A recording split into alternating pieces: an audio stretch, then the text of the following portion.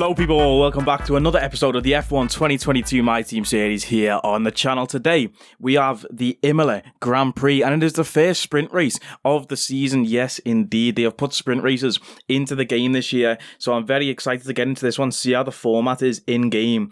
Obviously in real life we have a few sprint races in the calendar. I'm not actually too sure what we've got left. I think Brazil might be a sprint race again this year, and I want to say Austria, but I doubt it because Austria is next week and we would have heard that by now. Anyway, getting to our sprint race today, it is in Imola. Like I say, we've got to take a new ICE, and you can see as we get into there now. So we have qualifying after practice 1, then practice 2, then the sprint race, and it's actually going to rain in the sprint race, 11 laps in the rain, which sets up the grid order for the race. Didn't really do a good job of explaining that there.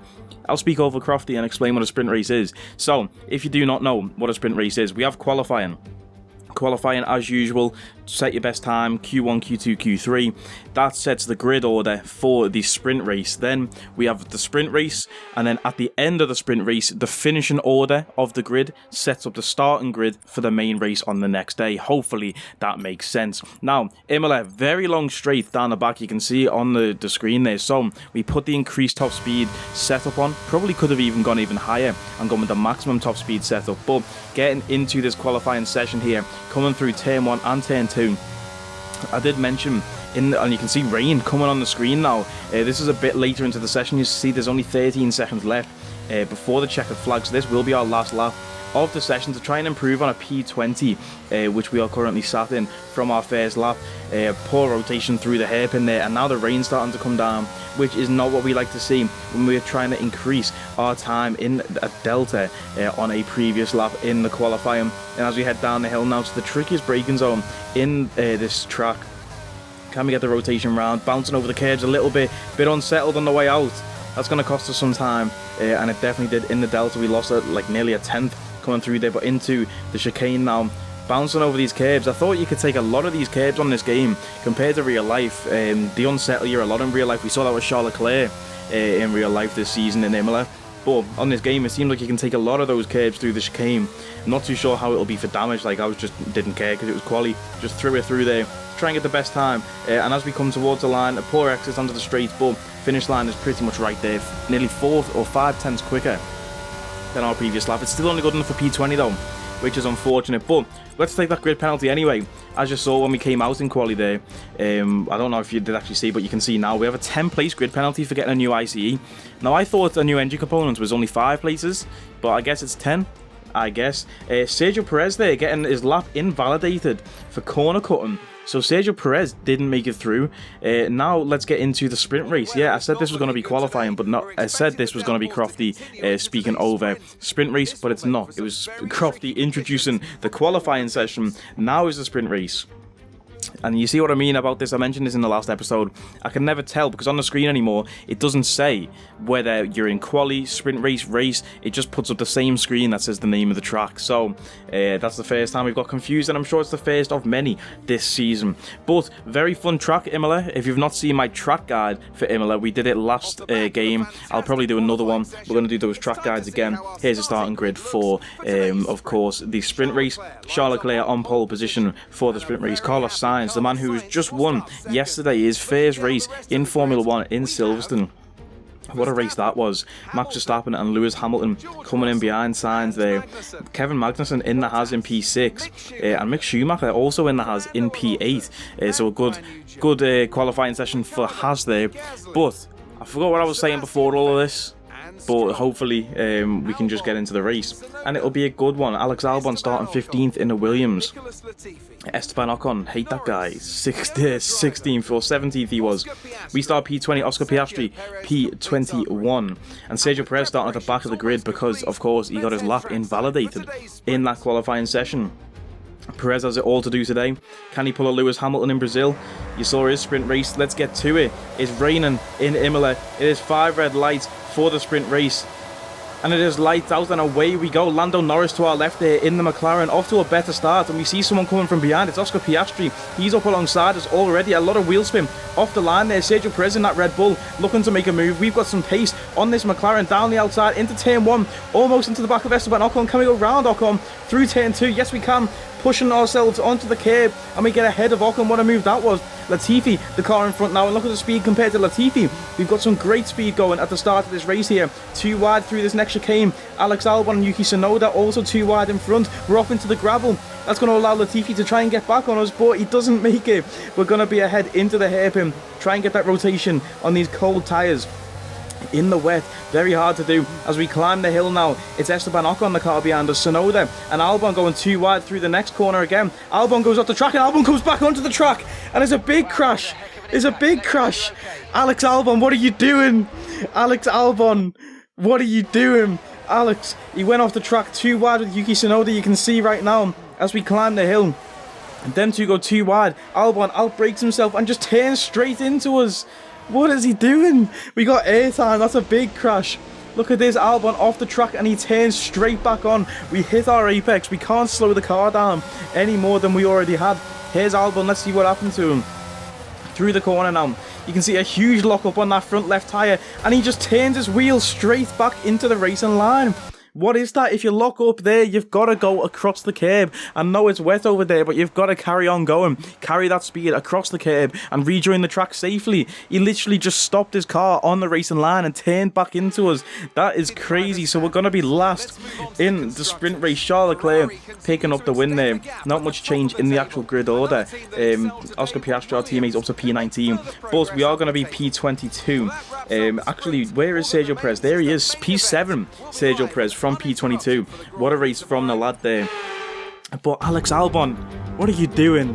Let's get to the main race, see if we can redeem ourselves. Autodromo Internazionale Enzo e Dino Ferrari. The clue's in the name. This is very much Ferrari home turf, and the locals will be out in force today to support their team in what we hope will be a magnificent spectacle of motorsport. On then to the Emilia Romagna Grand Prix. One lap of Imola, anti-clockwise of course, unlike most Formula One circuits, will take our drivers round 3.1 miles of track. 19 turns, 9 right-handers and 10 to the left. Drivers will need to be precise at the hairpin at turn 7, given the subsequent uphill section. Without a good exit from that corner, they'll lose a lot of time on that stretch. Let's run you through the driver grid order for today's exciting race. A fantastic effort from Charles Leclerc yesterday, and it's put him on pole. And a very happy Carlos Sainz will start second. Moving on to the rest of the grid, we have Verstappen, Russell, and Sir Lewis Hamilton, and Bottas, Perez, Magnussen, Fernando Alonso, and Daniel Ricciardo, Joe, Gasly, Esteban Ocon, and Vettel, Norris, Stroll, Yuki Tsunoda, and Alex Albon, Oscar Piastri, Latifi, Mick Schumacher, and the owner-driver. With preparations almost complete, let's head down to the track. It's race day yet again, and joining me for a chat is Anthony Davidson. And our racers are certainly in for a rough day today. What will you be watching out for as they head into turn 1? Well, the start of the race is always one of the most nerve-wracking parts. You have to hope that everyone is able to get off to a clean start, and this is possibly the trickiest part of the entire race. So many drivers in such a small space, and finding your braking point into turn 1 as well. It's a testament to the driver's skill that there aren't more incidents.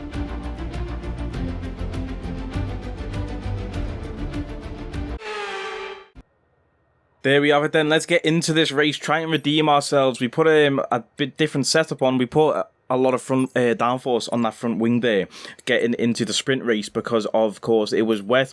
We take a little bit of that downforce off to try and increase the straight line speed, which we are going to need in this race for sure. With these cars around us, you saw in the first few races we struggled for straight line speed. Starting from the back to the grid, we have nothing to lose. It is all to play for. It is lights out, and away we go here in Imola for the second time this weekend, the second race after that sprint race.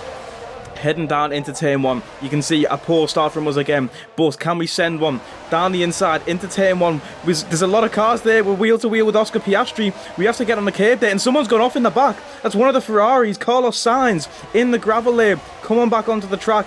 We have to yield or send down the inside. We'll get a replay of that in a moment, but there was just nowhere to go. But Carlos Sainz off into the gravel trap. We can see a replay of the start now. Absolute chaos here in Imola this weekend. Off to a slow start again. You see the wheel spin off the line as Mick Schumacher flies ahead in that Haas car. But we get into the slipstream using that battery to try and close the gap, and then we can send it down the inside into turn 1. And as you can see, from way down Tampa, Piastri and Latifi pop out, and Tsunoda covers the apex. We have to go onto the curb, so we allow Schumacher to get back past us. We can't gain an unfair advantage by going off the track like that. Here goes Carlos Sainz, massive lock-up into turn 1. Carlos was, of course, P2. Now he's P22. What a stinker from the Ferrari driver. Binotto will be on that radio, absolutely fuming at the Silverstone Grand Prix winner. Too wide there, Latifi and Mick Schumacher into the hairpin. Such a difficult corner, this hairpin, because you're going uphill on a straight after it. So you need a good exit, otherwise you are screwed going into the next braking zone, because you just don't have that speed coming in. And as you can see, we outbrake ourselves there a little because these tyres are fresh off the grid, very cold, not up to temperature yet.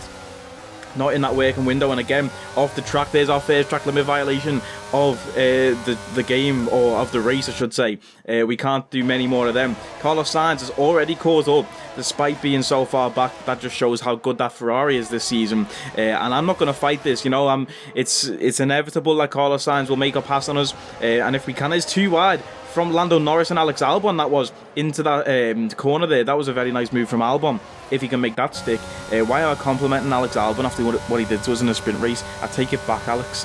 Yeah. Anyway, like I'm saying, speaking of red, there's the Ferrari behind us, and look at that, deep on the brakes, trying to make a move on Latifi. I think we kiss his back wheel there, but can we get ahead of Latifi? Yes, we can. We get a warning for that collision with Latifi. We definitely made contact a little bit with him there. Just went very, very late on the brakes down into turn 1 to try and send one on the Canadian driver, and it has worked. Now, hopefully, his race gets ruined by trying to hold up Carlos Sainz behind him. But, like I say, that Ferrari, he's going to come quick and fast. Pause. But he's going to. Do you know what I mean? We can't waste time, waste tyres, waste our lap by trying to hold up a car that is the best car on the grid at the moment. You saw Charles Leclerc in P1. He won the sprint race. Our teammate comes into the pits on lap 2. What is that? Oscar Piastri into the pits at the start of lap 3. Don't know what happened to Oscar. I checked back in the replay as well, and he got a new front wing, but he didn't crash with anyone, so I don't know why he came in for that new front wing. Now, boys, here is what I mentioned last episode. We go into our settings here in the controller settings, go to calibration. Now, if you go to the brake settings, you can actually test your inputs. So I use wheel and pedals, Fanatec, and this is me pressing my brake 100%. Look at the right-hand side of the screen there. I'm pressing my brake 100%, but it only registers as 80%. So we put our brake saturation up to 20, which increases the sensitivity of the pedal. Now when we brake, it gets to 100.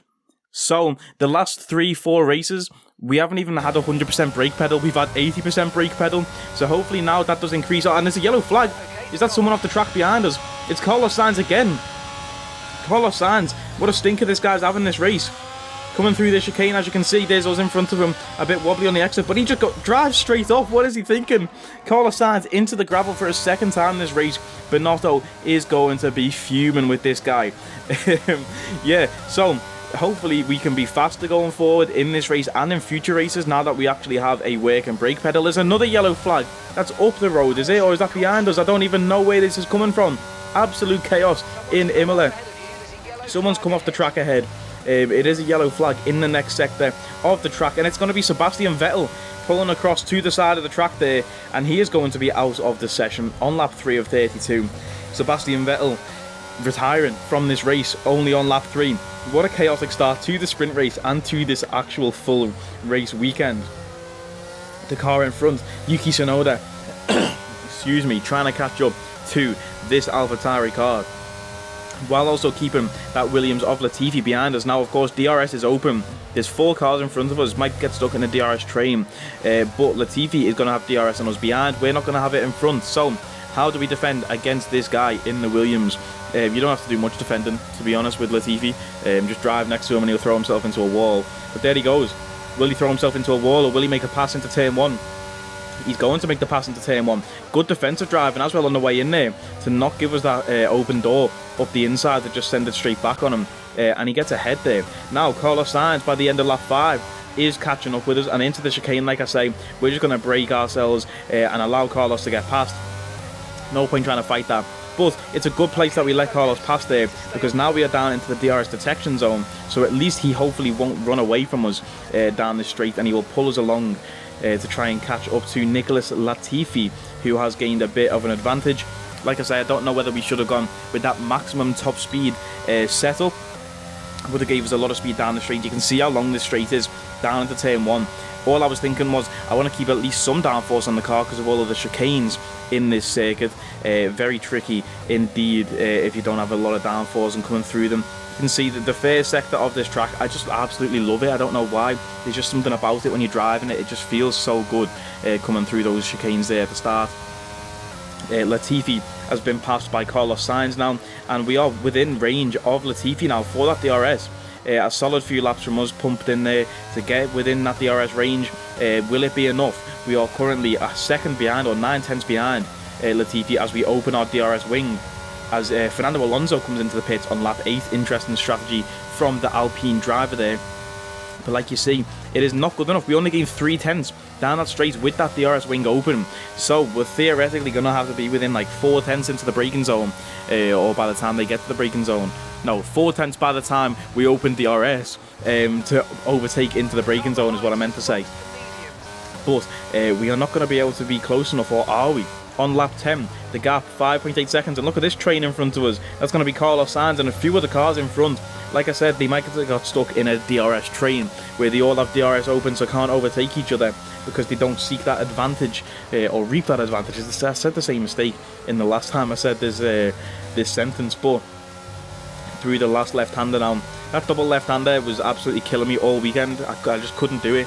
There's an actual corner like that at the karting track that I go to by mine, and it's a double left-hander exactly like that, and I bottle that every time as well, so it's no surprise I bottle it on the game. But down to turn 1, we're closer to Latifi than we were now, and Sainz is battling with someone ahead, wheel to wheel. Hopefully that holds them two up and me and Latifi can catch and make an advantage on those cars in front as Sainz tries to pass them. Hopefully that can be the whole race. If Sainz keeps catching people in front and trying to overtake them, slowing them down, it allows us to catch up. And there's a bit of oversteer coming through the curb, coming through the hairpin there. We touched the curb on the inside a bit, unsettled the car. Had to catch that, which cost us a bit of time. Down again to 8/10, and there's Latifi and Albon off the track. Albon going off the track at this corner is not what we like to see. Downhill braking zone. Alex Albon, what are you doing? We have to go off the track there to avoid a collision. Up the inside, we make a pass on Alex Albon. But what is this guy doing? That's the second time this weekend. We don't want to mention it's the second time this weekend he's gone off the track at that corner. We remember that, what happened in the sprint race. What is he doing this time again? Same thing. I think he got passed by Carlos Sainz and then just got completely unsettled. You can see him wobbling there. We have to go off the track to avoid contact.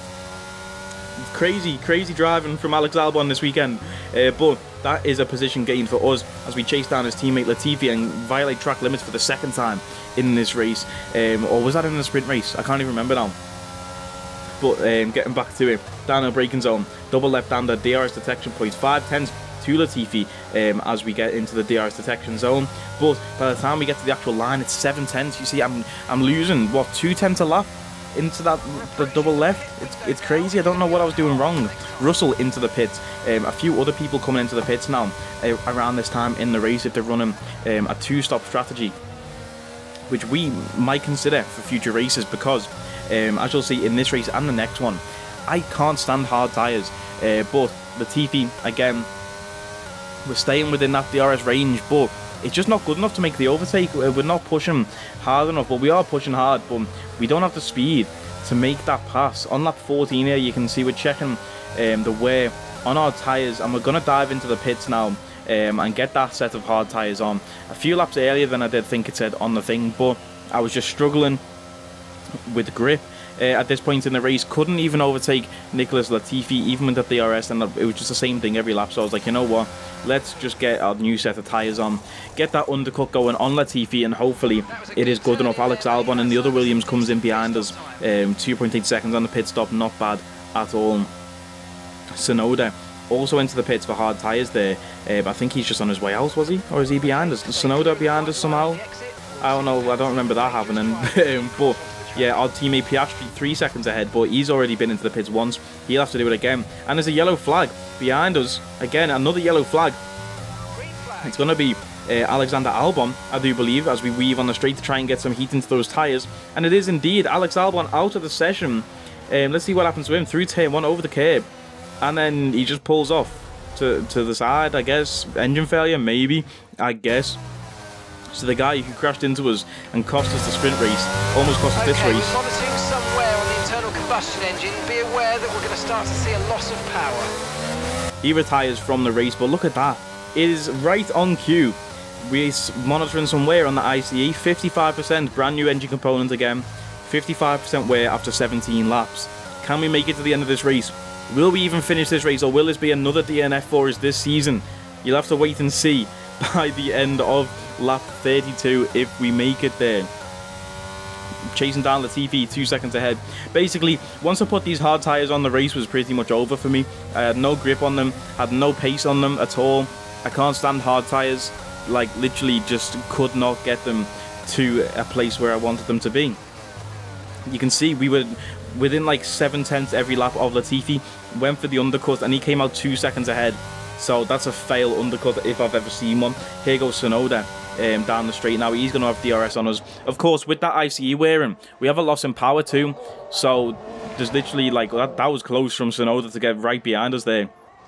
Down to turn 1, will Tsunoda make the pass? It's a huge lockup from Yuki Tsunoda through turn 1, and he goes off the track into the gravel. Another yellow flag comes out through sector 1 as Tsunoda completely outbrakes himself. Huge lockup into turn 1. That is not something I see very often on this game. A driver going for a move like that and locking up, especially when it's against us. But very nice addition to the game. The AI seems a little bit changed this year, but not much, because they still hug that racing line as if it was the mother. Because as we saw Albon in the sprint race, he went off the track and then rejoined it, like stupidly, because he was just trying to hug the racing line, which I think Codemasters EA, you need to solve for another game. You need to give some sort of what's it called, like intelligence to the artificial intelligence. Down to the chicane now. Tsunoda up the inside. I try and get the switch back on him, but it's just not good enough. I had no grip coming out of the chicane and no power coming out of it either, because this engine is wearing. Only on lap 18. We're going to have DRS. Can we try and send one back or anything? Can we do anything to try and gain some positions in this race? We've got our teammate as the only car behind us now, and he's got another pit stop to go. So it's looking like Oscar is having a stinker of a race if he can't get some pace from somewhere. Latifi now 5 seconds ahead in front, and he's out in no man's land. He's not even getting DRS on anyone. He's just that much faster than us. Into turn 1, we almost closed the gap on Tsunoda, but again, not good enough. Bit of oversteer coming through that chicane there, and as you can see, I'm just struggling on these tyres. It felt like I was on ice for the whole rest of the race now. Lap 25, Mick Schumacher catching us from behind. Piastri has cut the gap after another pit stop to 7 seconds or 8 seconds. Schumacher, that is definitely faster. You see, he qualified, what, P8 was it, in the sprint race? And then, I don't know where he started in the actual race, but he qualified P8 in the sprint race, because we mentioned him and Magnussen there. So obviously this is a much better car than the Sasuke racing car. We go off into the grass there just to let Schumacher pass into the DRS detection zone. That was a mad stutter. Yeah, so tactical move to let him pass there so we could get DRS, but it's just still not good enough. And here comes blue flags. It's going to be Charles Leclerc, the man leading the race. He's led the race all weekend. Qualified first in quali, won the sprint race, and then won. Well, he's leading the race now, and he laps us with that blue flag. Lap 27 now. Checking on the engine. If you're wondering how the engine's getting on, it's not good. 85% wear. There's 5 laps left in this race. Can we please finish a race? Can we please get to the end of it? Will we? 85% wear. 5 laps left. Can we somehow? We're going off into the gravel again. I just had no grip on these tyres. Absolutely terrible stint. Once we took those mediums off, I just lost all pace completely that we even had. More yellow flags coming out. Who knows what's even happened in this race anymore. There goes Nicholas Latifi. He lets Charles Leclerc pass him up the inside with blue flags, but Mick Schumacher sends one. And there's contact between Schumacher and Latifi there. That's what brought out the yellow flags. It looks like Latifi's got a front right puncture as well. If you look at that front right tyre of Latifi. But after that contact there, Mick Schumacher comes into the pits. Maybe he picked up a puncture from that crash too. And Latifi goes into the pits. It looked like Latifi had a puncture way before that contact on his front right tyre. But he slowed down to let, obviously, Charles pass him. And there's the smoke coming out of our engine. Like I mentioned last episode, sponsored by Dual Pods. Our engine is not an engine, it's a vape. So we have a vape in the back of our car, and that's what makes it go. And you can see we're blowing smoke in the face of our teammate there now on lap 29 of 32. And our teammate makes the pass on us. I thought we might have stayed ahead of him by the end of this race, but obviously not meant to be. And you can see as he overtakes us, he just runs off into the distance. Much fresher tyres, but regardless, again, off into the gravel. Just could not get these tyres to work. But at least we are not dead last. Schumacher and Latifi behind us on soft tyres, 20 seconds behind. Surely they can't catch us in 3 laps. Will we even make it 3 laps? The bottom right is showing a red symbol on the engine in the MFD. Will we even make it to the end of this race? Lap 29 now, we're checking the engine. It's 91% wear. 91% wear. There's an exclamation mark next to it. I mentioned it in the last episode and the first episode of this race, of this career mode, I should say. The engine wear is ridiculous. 97 or 91% wear, did it say? Luckily, lap 32, a seamless Sasuke Racing or Sasuke Gaming transition there to get us to lap 31. 97% wear on the ICE, but because we got lapped by Charles Leclerc, we don't have to do 32 laps, we only have to complete 31, and that is very lucky. If we had to do 32 laps, I think this engine would have blew up. We're on 97%, lap 31, we cross the line after Charles Leclerc takes the checkered flag, and we finish the race. Get in there. So, what a weekend that was. P18 in the actual race had no pace on those hard tyres, so that is a good result to me. P18. We obviously had 2 DNFs, and Latifi and Schumacher crashed behind us, so it wasn't even a P18 on driving. It was just, yeah, crazy weekend. Who knows what could have happened in a sprint race as well. It seemed like we had some pace at the start of that sprint race. We made up a few places, and then Albon absolutely murdered us, so he's got to answer to his crimes in the court of law. Charles Leclerc, perfect weekend for the lad. Quali, pole position, then won the sprint race, then won the feature race. Is that what they call it? The feature race, or the main race? Another win for Charles Leclerc, though. It's looking like his championship to lose this season already, and we're only 4 races into it. Max Verstappen and Lewis Hamilton back on the podium together. I do miss that sight, I can't lie. I know we got it recently, but every race I want to see that in real life. Not in the game, because we don't want to see Max or Lewis on the podium in the game. We just want to see me and Oscar on the podium. That's right, let's make it a top 2 podium. Take away that 3rd place. Why do you even get an award for 3rd place, you know what I mean? Anyway, there's the celebrations. Shame they haven't changed it. Lewis getting left out of the camera shot there. As always, whoever finishes P3 gets left out. Charles Leclerc got the fastest lap as well, so 34 points this weekend for Charles Leclerc. What a weekend for the lad. That's maximum points that he could get, I do believe. Oscar Piastri finishing P17. Oscar's actually been really good. Now, normally on this career mode, we change our teammate every season, but already I'm starting to think maybe we should keep Oscar for a little bit, try and develop him into a better driver as we develop our car to be better, because he seems to have pace and he's got good racecraft as well. So, should we keep Oscar Piastri? He's above us in the driver standings at the minute, despite us both having 0 points. And Williams are bottom of the constructor standings. Have that. Yeah, we've both got 0 points, but at least we're not bottom. But as you can see, engine again gone 97% wear by the end of that race. We of course had the engine in Australia, which was 100% wear on the ICE. Then the one in Bahrain, race 1 of the season, went to 94% wear, and the one in Saudi Arabia in Jeddah went to 85% wear. And there's no option to get a plus to get another one.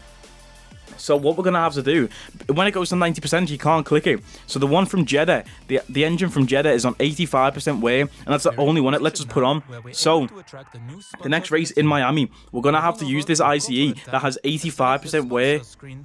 Like, are you kidding me? Like, so you'll see in the next episode what happens. We do actually play the race, and you'll see in the next episode what actually happens to that 85% wear engine, how we managed to get another one. If you're confused about how we get another engine because there's no plus symbol there, make sure you watch the next episode. But we pick up an ERS recovery system upgrade there. We burn our ERS so quick in these races, so that upgrade there will give us more battery charge when we brake. Obviously, your brakes turn that kinetic energy or whatever, science, you get me, back into the battery storage energy. Anyway, that is it for this episode, people. Very entertaining race, if you do ask me, especially with the sprint race. If you have enjoyed, please like, comment, share, and subscribe. You know the vibes. I will catch you next time. Take it easy.